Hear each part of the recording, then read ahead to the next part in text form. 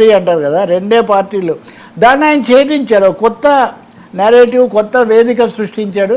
ఇది తప్పకుండా దక్షిణాది మొత్తానికి కూడా అంటే రెండే పార్టీలు, ఈ ఇద్దరు నాయకుల మధ్యలో వీళ్ళ మధ్యనే చూసుకోవాలన్న దానికి ఆయన గండి కొట్టాడు. తప్పకుండా ఇది ముఖ్యమైనదే. ఇంకోటి కూడా, రజనీకాంత్తో సహా పార్టీలోకి వస్తాం, పార్టీ పెడతాం అని బూగిసలాడి వెనక్కి వెళ్ళి చాలా చూసాం మనం. కానీ ఈయన అటువంటివి ఏం లేకుండా, ఇంకొకటి ఆ తొక్కిసలాట తర్వాత పెద్ద సభలు పెట్టే అవకాశం లేకపోయినా కానీ ఆయన చేశారు. అంటే ఖచ్చితంగా ప్రజల్లో ఒక యాంటీ ఇన్కంబెన్సీ ఒకటి ఉంది. రెండవది, ఆయన పట్ల ఆకర్షణ కూడా చాలా కాలం తర్వాత. ఉదాహరణకు అన్నాదురై తర్వాత తాత్కాలికంగా కరుణానిధి ఉన్నప్పటికీ ఎంజీఆర్ విడిపోగానే ఎంజీఆర్ని గెలిపించారు జనం. సో ఆల్సో తర్వాత కరుణానిధిని ఎంజీఆర్ పోగానే పెద్ద దిక్కని కరుణానిధిని ఒకసారి గెలిపించినప్పటికీ మళ్ళీ వెంటనే జయలలితని గెలిపించారు. జయలలిత మీద ఎన్ని ఆరోపణలు అవి ఎన్ని వచ్చినా కానీ. సో అదేవిధంగా వాళ్ళకి మళ్ళీ ఒక ఐకానిక్ ఫిగర్, విజయ్లో వాళ్ళకి ఒక ఐకానిక్ ఫిగర్ రావటం, ఆయన కలవకపోవటం. ఇప్పుడు పవన్ కళ్యాణ్ ఉన్నారు, 25 స్థానాలు 21 తెచ్చుకొని ఉప ముఖ్యమంత్రిగా ఉన్నారు, కానీ కూటమిలో ఉన్నారు కాబట్టి ఇవన్నీ అక్కడికి వెళ్ళాయి కదా. ఇప్పుడు వాళ్ళు కూడా కొంతమంది అది కూడా ఆలోచన రావచ్చు. ఇప్పుడు ఆయన కూడా ఇండిపెండెంట్ అని అంటారు కదా, ఇలాగ విజయ్ లాగా నిలబడి ఉంటే భిన్నంగా ఉండేది అది ఇదని. ఇప్పుడు ఎన్టీఆర్ ఉన్నారు, ఎన్టీఆర్ అప్పుడు కమ్యూనిస్టులకు 50 స్థానాలు ఇస్తాను అని ఆయన ప్రతిపాదన పెట్టారు. వాళ్ళు ముఖ్యంగా పార్టీ ఎక్కువ స్థానాలు అడిగింది, పొత్తు కుదరలా, ఆయన ఒక్కరే వెళ్ళారు, ఆయన ఒక్కరే మెజార్టీతో గెలిచారు. ఇప్పుడు ఈయన కూడా అంతే, ఒకసారి పెట్టుకున్నారు, రెండోసారి ఇటు వచ్చి గెలిచారు. చిరంజీవి ఉన్నారు, ఆయన కూడా 18 స్థానాలు తెచ్చుకున్నారు, ఒక పాత్ర చూపించగలిగారు. కానీ తర్వాత ఆయన కలిశారు దాంట్లో. సో ఇప్పుడు విజయ్ విషయానికి వస్తే పొత్తులాగా కాకుండా ఒంటరిగా వెళ్ళి కాదు ఒకందుకు మనం చెప్పొచ్చు.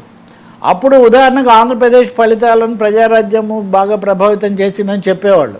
ఇప్పుడు విజయ్ తమిళనాడులో 2 ధృవాలుగా ఉన్న డిఎంకే అన్నా డిఎంకేల మధ్యలో ఒక కొత్త స్పేస్ ఆయన క్రియేట్ చేసుకొని రాజకీయ చిత్రాన్ని ఎవరో ఈ వ్యాక్యూమ్ ఉన్నదని ఊహించలేదు కదండి, ఇంత స్థాయిలో ఉంటుందని ఊహించలేదు. ఖచ్చితంగా మనం కూడా చాలా చర్చ చేసాం కదా, కొంత పునాది వస్తుంది. అంటే ఒకటి యాంటీ ఇన్కంబెన్సీ, రెండవది అన్నా డిఎంకేకు కరిస్మాటిక్ ఫిగర్స్ ఎవరు కూడా లేకపోవటం, దాంతో విజయ్.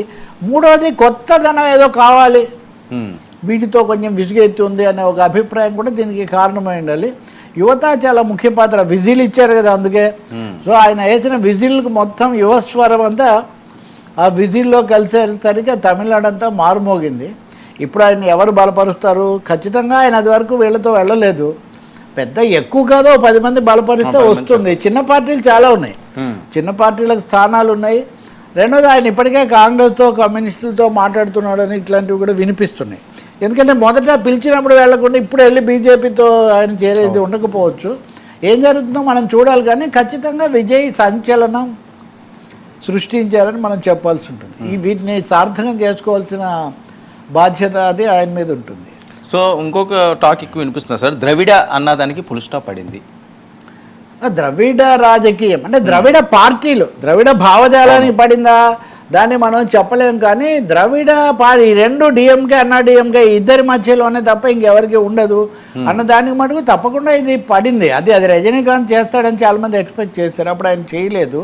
పైగా ఆయన బీజేపీ మోదీకి దగ్గరగా ఉన్నారు. ఈయనేమో ఒక స్వతంత్ర, నేను ఎవరితో కలవను అన్న దాని ద్వారా వాళ్ళని ఆకర్షించగలిగారు. మూడో, తీవ్ర విమర్శలు డిఎంకే పరిపాలన, వాటి మీద ముఖ్యంగా అవినీతి మీద ఆయన ఎక్కువగా ఫోకస్ పెట్టడం అన్నది యువతకు నచ్చిందని చెప్పి మనం భావించాలి. ఇంకోటి, విమర్శలకు జంకలే